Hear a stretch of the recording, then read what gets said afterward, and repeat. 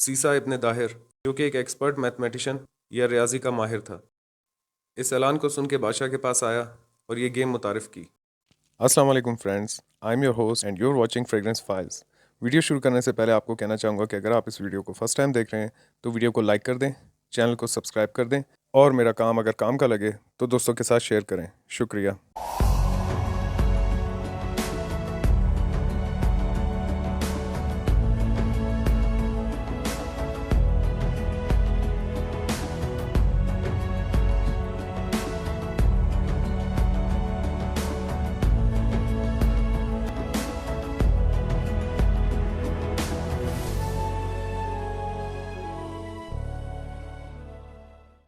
सो आज जिस फ्रेग्रेंस का हम रिव्यू करेंगे उसका नाम है माहिर ब्लैक एडिशन बाय लताफ़ा। 100 ml का जूस है इसमें और EDP कंसंट्रेशन है इसका। कुछ इस तरह के बॉक्स और पैकेजिंग में आती है। 2019 की ये लॉन्च है। वैसे अगर लताफ़ा को किंग ऑफ प्रेजेंटेशन कहा जाए तो गलत नहीं होगा, क्योंकि एक इंतहाई कम प्राइस रेंज में बहुत अच्छे जूस क्वालिटी होने के साथ साथ प्रेजेंटेशंस पर भी फोकस करते हैं, और इस कीमत में इस तरह की presentation is just awesome. Box के साइड पर अरेबिक में माहिर लिखा हुआ है। सो बॉक्स को ओपन कर लेते हैं और देखते हैं अंदर बॉटल किस टाइप की है। लताफ़ा एक UAE based popular fragrance house है जो कि लो बजट से लेकर हाई बजट तक की फ्रेग्रेंसेस पर काम कर रहे हैं, और पूरी दुनिया में इनका एक नाम है। और लताफ़ा एक अरबी का अल्फाज है जिसका मतलब होता है काइंडनेस, मेहमान नवाजी, खुशगवार या प्लेजेंट, या अरबी सकाफत के मुताबिक मेहमान नवाजी। और माहिर भी एक अरेबिक वर्ड है जिसका उर्दू में मतलब माहिर है और इंग्लिश में इसे स्किल्ड या एक्सपर्ट कहा जाता है। बॉक्स की प्रेजेंटेशन इतनी खूबसूरत है कि आप इसे गिफ्टिंग पर्पस के लिए भी यूज़ कर सकते हैं। Okay, so here's the bottle. ये एक हैवी ग्लास बॉटल है जिसमें जूस लेवल देखना बहुत मुश्किल है, और एक बहुत ही ज़्यादा खूबसूरत हैवी मेटल कैप है इसका, जो कि बहुत अच्छे और मजबूत तरीके से फिक्स हो जाता है, जिसे ओपन करने के लिए काफ़ी ताकत का इस्तेमाल करना पड़ता है। वेल, इसका नाम और इसकी प्रेजेंटेशन एक दूसरे से जुड़े हुए हैं, क्योंकि बॉटल की शेप और कैप चेस या शतरंज के हॉर्स को फोकस करके बनाई गई है, और यही वजह है कि इस सीरीज़ का नाम माहिर रखा गया है।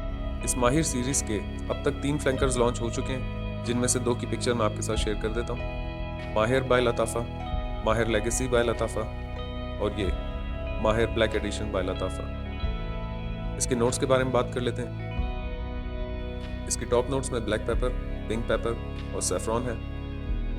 मिडिल नोट्स में लेबडेनम, कैड ऑयल, गुर्जन बल्सम, रूबार्ब है, और बेस नोट्स में लेदर, सीडार, पचूली, वैगवुड, मॉस और मस्क है। सो अब बता देता हूँ कि खुशबू किस टाइप की है। इसका फर्स्ट इंप्रेशन कुछ इस तरह का है कि जैसे ही आप इसको स्प्रे करेंगे तो शुरुआत में आपको हल्की सी एनिमेलिक ओपनिंग के साथ स्ट्रॉन्ग पिंक और ब्लैक पेपर के नोट्स और थोड़े से स्वीट नोट्स फील होंगे। 1 से 2 मिनट के बाद जब इसकी ओपनिंग सेटल डाउन होगी तो ये फ्रेग्रेंस बहुत ज़्यादा स्ट्रॉन्ग और स्मोकी हो जाती है, जिसके साथ इसमें लेदर का नोट, वुडी नोट और थोड़े से ग्रीन और हर्बल नोट्स के साथ लाइट सा ऊद का नोट फील होगा। करीब 4 से 5 घंटे के बाद जब इसका ड्राई डाउन स्टार्ट होगा तो इसमें मस्क, लेदर और पचूली के नोट्स के साथ साथ स्मोकी वुडी नोट फील होगा। सो ये कुछ इस टाइप की फ्रेग्रेंस है।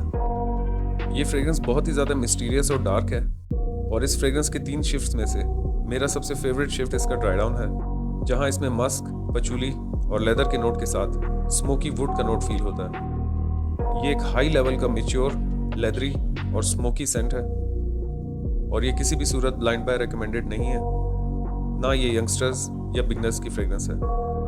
It's a cold weather scent जिसे डार्क, मिस्टीरियस या मैच्योर टाइप की पर्सनालिटी या शख्सियत के मालिक वेयर करें तो उन पर सूट करेगा। इस फ्रेग्रेंस को समझने के लिए बहुत सारी वेयरिंग्स देनी पड़ती हैं। हो सकता है कि शुरुआत में आपको ये बुरी लगे। इस फ्रेग्रेंस को हर बार वेयर करने पर एक अलग एक्सपीरियंस होता है, और काफ़ी ऐसे नोट्स जो आपको पिछली वेयरिंग में फील नहीं हुए वो आपको नेक्स्ट वेयरिंग में फील होते हैं। ये एक बहुत ही ज़्यादा चैलेंजिंग और डेयरिंग सेंट है। ये किसी भी सूरत ब्लाइंड बाय फ्रेग्रेंस नहीं है। इस फ्रेग्रेंस को लेकर अलग अलग लोगों की अलग अलग राय है। किसी को ये बहुत ज़्यादा बुरा लगता है, किसी को ये बहुत ज़्यादा चैलेंजिंग, और किसी को ये बहुत ज़्यादा पसंद आता है। इसे अगर आप फ्रेग्रेंसेस का विलन कहें तो गलत नहीं होगा। एक बहुत ही ज़्यादा स्ट्रॉन्ग, स्मोकी और पावरफुल फ्रेग्रेंस है ये। एज की बात कर लेते हैं। सो जैसा कि मैं आपको बता चुका हूँ कि ये फ्रेग्रेंस हर किसी के लिए नहीं बनी। सो 25 प्लस किसी भी एज के मेल्स इसे वेयर कर सकते हैं। वेदर की बात कर लेते हैं। ये एक टोटली विंटर बेस्ड सेंट है जिसे आप सर्दियाँ, बारिश या ठंडे मौसम में वेयर कर सकते हैं, और दिन से ज़्यादा ये शाम या रात में अच्छी लगती है। It's a very strong and potent scent जिसे आप ओवर स्प्रे किए बिना इंडोर्स में वेयर कर सकते हैं। ऑफिस और कॉलेज की फ्रेग्रेंस नहीं है ये, सो आप इसे आउटडोर पार्टी, गैदरिंग, किसी भी फॉर्मल या रिलीजियस ओकेजन में वेयर कर सकते हैं। परफॉर्मेंस की बात कर लेते हैं। 2 से 3 घंटे इसकी स्ट्रॉन्ग प्रोजेक्शन है और शुरुआत की 1.5 से 2 घंटा ये आमलन से थोड़ा सा ज़्यादा प्रोजेक्ट करती है और 7 से 8 घंटे के करीब इसकी कपड़ों पर लास्टिंग है। प्राइस की बात कर लेते हैं। आज की डेट में जिस डेट को ये वीडियो अपलोड कर रहा हूँ, इसकी प्राइस 5,500 रुपये से लेकर 6,000 रुपये के बीच है। और अगर इस फ्रेग्रेंस को एक नाम देना हो तो मैं दी एग्जीक्यूटर नाम दूंगा। इसे रेटिंग दे देते हैं। सेंट प्रोफाइल को मैं दूंगा 7.5 आउट ऑफ 10, प्रेजेंटेशन को मैं दूंगा 9 आउट ऑफ 10, प्रोजेक्शन को मैं दूंगा 8 आउट ऑफ 10, लास्टिंग को मैं दूंगा 8 आउट ऑफ 10 और प्राइस को मैं दूंगा 8.5 आउट ऑफ 10। और एज पर अवेलेबल इंफॉर्मेशन ये फ्रेग्रेंस क्लोन है टेरोनी बाय ऑर्टो पेरेसी का। अब ये उस फ्रेग्रेंस से कितने हद तक सिमिलर है ये मुझे नहीं मालूम, क्योंकि मैंने उस फ्रेग्रेंस को एक्सपीरियंस नहीं किया। And as per my nose and observation, जहाँ तक मैंने इसे एक्सपीरियंस किया है, ये फ्रेग्रेंस 50 to 60% गुची इंटेंस ऊद की याद कराती है। मैं ये दावा नहीं कर रहा कि ये गुची इंटेंस ऊद का क्लोन है, मगर इन दोनों फ्रेग्रेंसेस को मैंने साइड बाय साइड कंपेयर करके देखा है और इस फ्रेग्रेंस में कुछ ऐसे शिफ्ट्स आते हैं जो कि आपको गुची इंटेंस ऊद की याद ज़रूर कराएंगे। सो अगर आप डार्क, स्मोकी, स्ट्रॉन्ग और मिस्टीरियस और मैस्कुलिन सेंट पसंद करते हैं तो आपको ये फ्रेग्रेंस ज़रूर ट्राई करनी चाहिए। लेकिन अगर आप फ्रेश, एक्वेटिक, फ्लोरल या फ्रूटी फ्रेग्रेंसेस के शौकीन हैं तो ये फ्रेग्रेंस आपके लिए नहीं है। ये फ्रेग्रेंस कैजुअल वेयरिंग्स के लिए नहीं बनी, ना ही ये कैजुअल ड्रेसिंग पर आप पे सूट करेगी। इस फ्रेग्रेंस के साथ इंसाफ तभी किया जा सकता है, या ये फ्रेग्रेंस आप पे तभी सूट करेगी जब आपने डार्क या ब्लैक सूटिंग की हो या फॉर्मल ड्रेसिंग के साथ आपने ब्लैक लेदर जैकेट वेयर की हो, तो ये फ्रेग्रेंस आप पे काफ़ी सूट करेगी।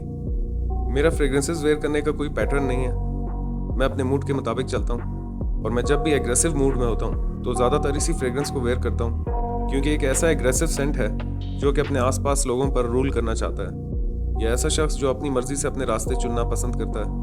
तो इस फ्रेग्रेंस का एहसास कुछ इस टाइप का है।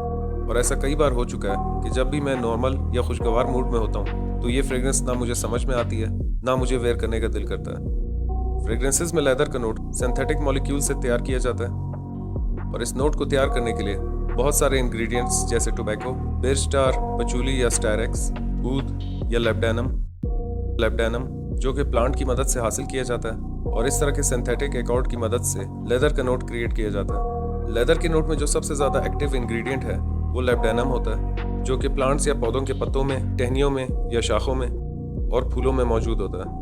और यह हर आम पौधों में नहीं होता। कुछ खास ऐसे प्लांट्स होते हैं जिनमें रेसिन या चिकनाई होती है, और ऐसे प्लांट जो कि थिक और स्टिकी सब्सटेंस प्रोड्यूस कर सकते हैं, उस सब्सटेंस या ऑयल को रॉ रेजिन कहते हैं, जिसे आज के मॉडर्न परफ्यूमरीज में बॉइलिंग या स्टीमिंग प्रोसेस के जरिए हासिल किया जाता है। सो अगर आसान अल्फाज में समझा जाए तो लेब्डेनम खास किस्म के फूल और पौधों से निकलने वाली चिकनाहट को उबाल कर या स्टीम करके हासिल किया जाता है, और फ्रेग्रेंसेस में लेदर का नोट क्रिएट करने में एक अहम किरदार अदा करता है। लताफ़ा की इस माहिर सीरीज़ के 2 और फ्लैंकर्स हैं, जिनमें से माहिर लेगेसी का रिव्यू ऑलरेडी मेरे चैनल पर मौजूद है, और इसके तीसरे फ्लैंकर का रिव्यू भी मैं बहुत जल्द इस चैनल पर लेकर आऊँगा। इस सीरीज़ की बॉटल इतनी खूबसूरत बनाई गई हैं और इनकी हाइट भी काफ़ी ऊंची है, सो जिसकी वजह से मैं जब भी अपने कलेक्शन की तरफ देखता हूँ तो कलेक्शन में पड़ी ये तीनों बॉटल्स दूर से मेरा ध्यान अपनी तरफ खींचती हैं, और इन्हें देख के मुझे चेस की याद आती है। चेस एक बहुत पुरानी गेम है जिसका शुरुआती नाम चतरंगा था और बाद में इसे शतरंज कहा गया। ये एक बहुत मशहूर और पुरानी बादशाहों की खेलने वाली गेम थी, और आई थिंक आज से 3000 साल पहले जब इंडिया में गुप्ता ख़ानदान की हुकूमत थी तो वहाँ का बादशाह पुरानी गेम्स खेल खेल के बोर हो गया था। तो उस बादशाह ने ऐलान किया कि जो मेरे लिए एक नई गेम मुतारिफ करेगा मैं उसे मुंह मांगा इनाम दूंगा। बहुत से लोगों ने कोशिश की मगर ऐसा कोई गेम बना नहीं सके, तो बादशाह ने पूरे मुल्क में ये ऐलान किया, और इस ऐलान को सुनकर सीसा इब्न दाहिर जो कि एक एक्सपर्ट मैथमेटिशियन या रियाजी का माहिर था, इस ऐलान को सुन के बादशाह के पास आया और ये गेम मुतारिफ की। सीसा इब्न दाहिर की इस गेम से बादशाह बहुत खुश हुआ और अपना वादा पूरा करने के लिए सीसा से कहा कि इनाम में क्या चाहिए। तो सीसा ने कहा कि मुझे चावलों के दाने चाहिए, मगर अपने फॉर्मूले के हिसाब से। बादशाह ने जब उसका फॉर्मूला पूछा, सीसा ने कहा कि मुझे पहले दिन पहले खाने में 1 चावल का दाना चाहिए, और दूसरे दिन दूसरे खाने में पहले वाले खाने से दुगने चावल चाहिए, और तीसरे दिन तीसरे खाने में दूसरे वाले खाने के मुकाबले में दुगने, यानी कि पहले खाने में 1, दूसरे खाने में 2, तीसरे खाने में 4, और चौथे खाने में 8 चावल के दाने लूँगा, जब तक कि ये 64 खाने पूरे ना हो जाएं। सो बादशाह समेत पूरा दरबार सीसा पे हंसने लगा और उसकी इनाम की शर्त मान ली गई। सो पहले दिन वो चावल का एक दाना लेकर चला गया। दूसरे दिन आया तो 2 चावल के दाने लेकर चला गया। तीसरे दिन आया तो 4 चावल के दाने लेकर चला गया और चौथे दिन 8, पाँचवें दिन 16, छठे दिन 32, सातवें दिन 64 और 8वें दिन 128 चावल के दाने लेकर चला गया। और शतरंज की एक कतार कंप्लीट हो गई। और जब दूसरी कतार की बारी आई तो 9वें दिन वो 256, 10वें दिन 512, 11वें दिन 1024, 12वें दिन 2048 और इस तरह करते करते दूसरी कतार भी पूरी हो गई। और तब जाके बादशाह को अंदाज़ा हुआ कि वो एक बहुत बड़ी मुश्किल में फंस गया। जब तक तीसरी कतार मुकम्मल हुई तो 80 लाख चावल के दाने हो चुके थे और इन चावलों की तादाद को गिनने के लिए बादशाह समेत पूरा दरबार पूरा दिन मसरूफ रहते। जब चौथी कतार ख़त्म हुई तब तक पूरे मुल्क के चावल ख़त्म हो गए थे। तो बादशाह बहुत ज़्यादा परेशान हुआ और उसने पूछा कि 64 खानों तक कितने चावलों की ज़रूरत पड़ेगी। पर इसका जवाब वहाँ बैठे किसी दरबारी के पास नहीं था, जिसे अगर आज के मॉडर्न कंप्यूटर की मदद से कैलकुलेट किया जाए तो 18 अरब बोरियां, और उन बोरियों से एक एक चावल को गिनने के लिए 1.5 अरब साल तक का टाइम चाहिए होगा। और ये कैलकुलेशन उस वक्त के दौर में नामुमकिन थी। सो उस दौर के मुताबिक मैथमेटिक्स या काउंटिंग वहाँ ख़त्म हो जाती है। सो बादशाह को सीसा पर बहुत गुस्सा आया और शतरंज की चौथी कतार ख़त्म होते ही सीसा का सर कलम कर दिया गया। सो वक्त गुजरने के साथ चतरंगा का नाम शतरंज रख दिया गया, जो कि फिर इंडिया से बगदाद, फिर ईरान, स्पेन और उसके बाद यूरोप तक पहुंची। और आज अंग्रेज़ कहते हैं कि चेस हमारी ईजाद की हुई है और चाइनीज़ कहते हैं कि हमने ईजाद किया। सो मुझसे अगर कोई पूछे तो मैं कहूँगा कि मैंने ईजाद की, और अगर आपसे कोई पूछे तो आप भी यही कहना कि आपने ईजाद की।